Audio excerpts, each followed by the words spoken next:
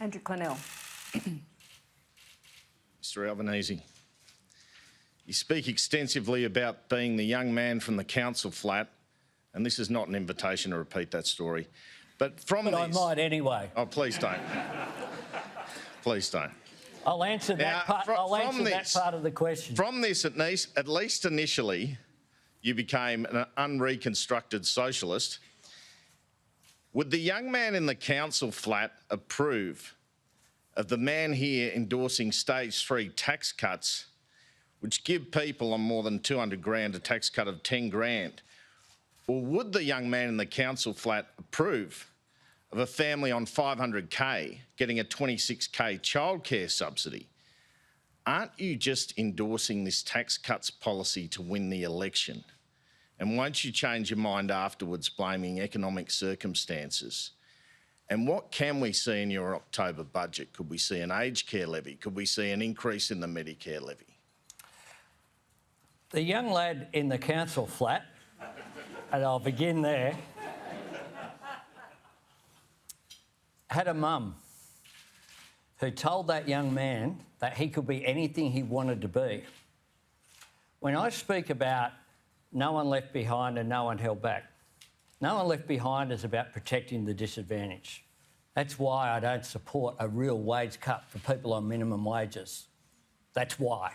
Simple as that. That's why I say that each and every budget, the Treasurer and the Finance Minister sitting here, I'll say to them, what can we do for people who are doing it tough? Each and every budget. I'll come to you. I'll come to you, answer. That is a part of my mantra I've held my whole life. But the other thing about no one held back is people aspiring to a better life. That's what Labor does. One of the things about this campaign is that you know, some people say, oh, there's a change in the political dynamic out there, right? One of the reasons why there's a change in the political dynamic out there compared with when I was a young man is that Labor governments mean that, hands up here, my colleagues who are the first person in their family to go to university. That's what's happened. Labor governments give people the opportunity to get ahead. I want businesses to be successful. I want people to have the certainty of knowing what their income will be, which is why I argued for and Labor supported.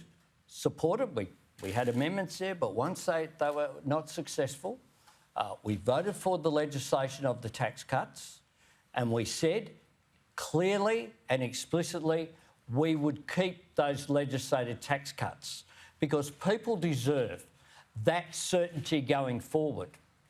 But what we'll also do is craft a whole agenda for how you grow the economy. We're missing out at the moment. And in today's globalised world, if you're standing still, the rest of the world is just going past you.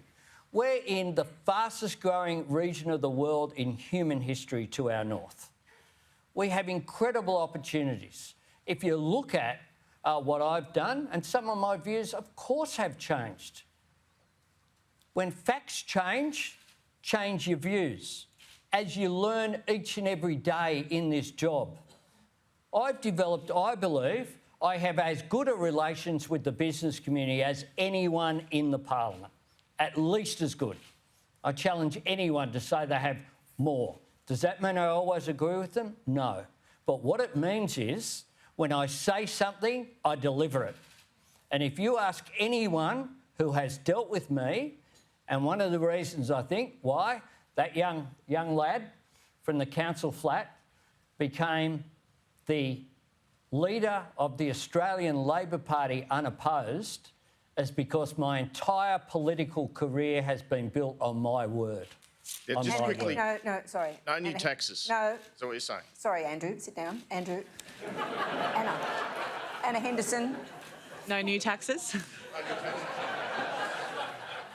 We'll do exactly what I have said we would do. And one of those, Andrew must have missed it, is the multinational tax.